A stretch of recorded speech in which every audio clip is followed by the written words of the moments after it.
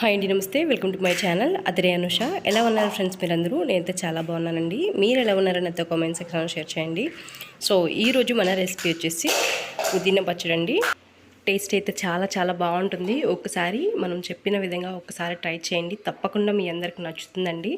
ఇది వేడి వేడి అన్నంలో కొంచెం నెయ్యి వేసుకుని తిన్నారంటే టేస్ట్ అయితే ఇంకా నెక్స్ట్ లెవెల్ అద్దరిపోతుంది. సో ఇది రైస్లోకి కాకుండా ఇడ్లీ దోశల్లో కూడా చాలా అంటే చాలా బాగుంటుందండి. సో మరి ఇప్పుడు వీడియోలోకి అయితే వెళ్ళిపోదాము. వీడియోలోకి వెళ్ళే ముందు నాది ఒక చిన్న రిక్వెస్ట్, మీలో ఎవరైనా మన ఛానల్ని ముందుగా చూస్తున్నట్లయితే మన ఛానల్ని సబ్స్క్రైబ్ చేసుకోండి. అలానే వీడియో నచ్చితే ఒక లైక్ అయితే చేసేయండి. సో ఇప్పుడు ఈ పుదీనా పచ్చడికి కావాల్సిన ఇంగ్రీడియంట్స్ ఏంటో ఒకసారి అయితే చూసేద్దాం.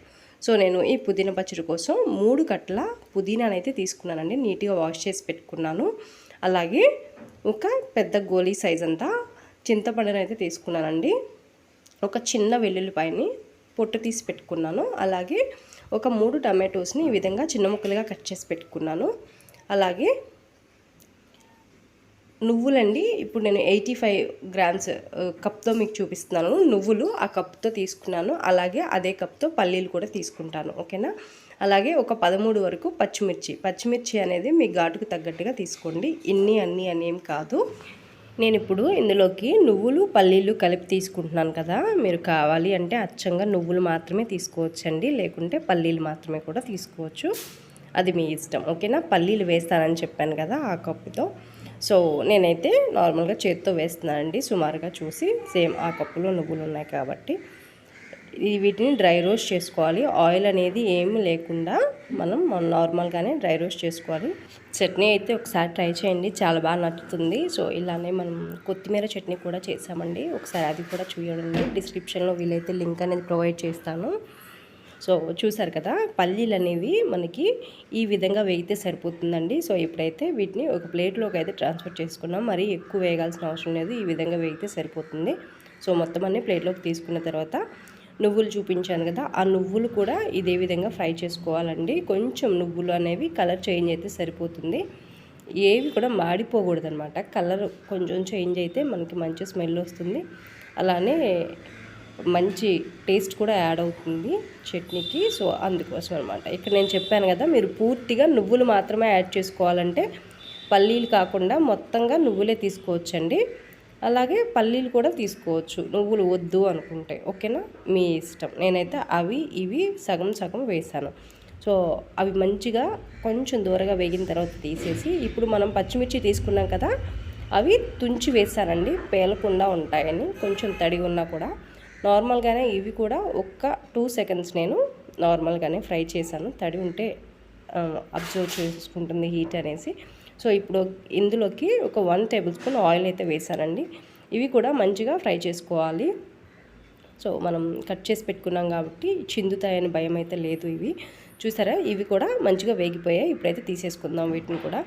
సో ఇప్పుడు అదే ఆయిల్లోకి మనం ముందుగా కడిగి పెట్టుకున్న పుదీనా ఉంది కదా, దాన్ని మొత్తాన్ని ఇందులోకి యాడ్ చేసేయండి. వాటర్ ఏమి లేకుండా పుదీనాను మాత్రమే యాడ్ చేయండి. సో ఇలా కదుపుతూ ఉన్నామంటే చక్కగా తిప్పుతూ చాలా త్వరగా మగ్గిపోతుందండి, ఎక్కువ టైం తీసుకోవద్దు. ఈ పుదీనా అనేది చూసారు కదా, చాలా మనం 3 కట్టలు వేస్తే ఎంత వచ్చిందో చూసారు కదా, చాలా కొంచెం ఈ విధంగా ఫ్రై అయితే సరిపోతుందండి. పుదీనాలో ఉన్న వాటర్ అంతా పోయి నార్మల్గా ఈ విధంగా దగ్గరికి అయితే సరిపోతుంది. ఇప్పుడైతే ఒక ప్లేట్లోకి దీన్ని కూడా తీసేసుకున్నాము. ఇప్పుడు ఇందులోకి ఒక 2 టేబుల్ స్పూన్స్ ఆయిల్ వరకు వేసి మనం ముందుగా కట్ చేసి పెట్టుకున్న టమాటోలు అలాగే చింతపండు ఉంది కదా, దాన్ని మొత్తం ఇందులోకి యాడ్ చేసేసుకున్నాం. చింతపండుని ఇందులోకి కొంచెం విడదీసి వేసుకోండి. ఈ టమాటోస్ అనేవి మనకి మగ్గాలి. సో ఒకసారి అయితే ఈ విధంగా కలుపుకున్న తర్వాత కొంచెం సాల్ట్ వేసుకున్నాము అంటే ఈ టమాటోస్ అనేవి మనకి కొంచెం త్వరగా మగ్గుతాయి కదా. సో దానికోసం నేను ఒక 1/2 టీ స్పూన్ సాల్ట్ అయితే ఇందులోకి యాడ్ చేస్తున్నానండి. చట్నీలోకి అయితే విడిగా యాడ్ చేసుకోవచ్చు.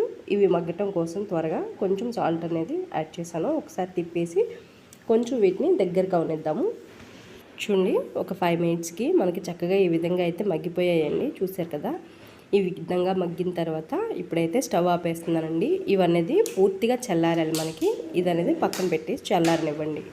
ఇప్పుడు ఒక మిక్సీ జార్ తీసుకొని మనం పల్లీలు అలాగే నువ్వులు ఆల్రెడీ ఫ్రై చేసి పెట్టుకున్నాం కదా, అవి మొత్తం ఇందులోకి అయితే యాడ్ చేసేద్దామండి. ఇవి కొంచెం పౌడర్ లాగా అయితే మనం పట్టుకోవాలి. ఫస్ట్ ఈ విధంగా ఒకసారి మనం మిక్సీ పట్టుకున్న తర్వాత ఇప్పుడు ఇందులోకి మనం ఫ్రై చేసి పెట్టుకున్న పచ్చిమిర్చిని కూడా ఇందులోకి యాడ్ చేసేద్దామండి.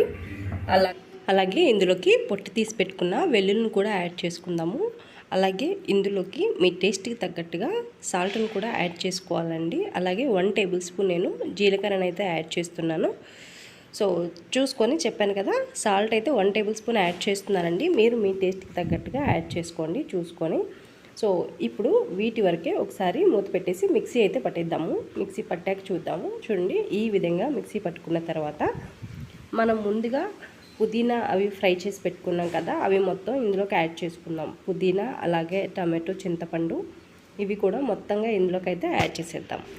సో మొత్తం ఈ విధంగా వేసుకున్న తర్వాత దీన్ని మనం కచ్చపచ్చగా మిక్సీ పట్టుకోవాలండి. కొంచెం వాటర్ పోసి చూడండి, ఈ విధంగా మిక్సీ పట్టుకుంటే సరిపోతుందండి. మరీ మెత్తగా పట్టితే మనం రైస్లోకి తినేటప్పుడు అంత బాగుండదు. సో ఈ విధంగా పట్టుకుంటే సరిపోతుంది.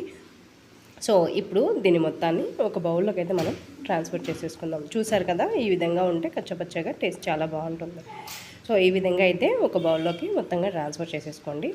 సో ఇప్పుడు తాలింపు ప్రొసెసర్ అయితే చూసేద్దాం. స్టవ్ ఆన్ చేసి కడాయి పెట్టి ఇందులోకి ఒక 2 టేబుల్ స్పూన్స్ ఆయిల్ అయితే వేసాను. 3 వెల్లుల్లిపాయలను దంచి వేసాను. 1 టేబుల్ స్పూన్ తాలింపు దినుసులు మొత్తం, అలాగే 2 ఎండుమిర్చిని ఈ విధంగా తుంచి వేసుకున్నాను. ఫైనల్గా కరివేపాకు వేసి తాలింపు అయితే ఫినిష్ చేసేద్దామండి. సో ఈ విధంగా మనం ప్రిపేర్ చేసిన పచ్చడిలోకి అయితే వేసేసుకోవడమే. సో ఆయిల్ అనేది కొంచెం ఎక్కువ ఉంది అనుకోకండి, పచ్చడి అబ్జర్వ్ చేసుకుంటుంది కొంచెం చల్లారితే. సో ఇంతేనండి, చాలా ఈజీగా ఈ పుదీనా పచ్చడిని అయితే ప్రిపేర్ చేసుకోవచ్చు. టేస్ట్ అయితే అదిరిపోతుందండి. ఒకసారి విధంగా ట్రై చేయండి, డెఫినెట్గా మీ అందరికీ నచ్చుతుంది. సో ఫ్రెండ్స్, ఈ వీడియో అయితే మీ అందరికి నచ్చుతుందని అనుకుంటున్నాను. ఈ వీడియో మీకు నచ్చితే లైక్ చేయండి, షేర్ చేయండి, తప్పకుండా మన ఛానల్ని సబ్స్క్రైబ్ చేసుకోండి. Thanks for watching.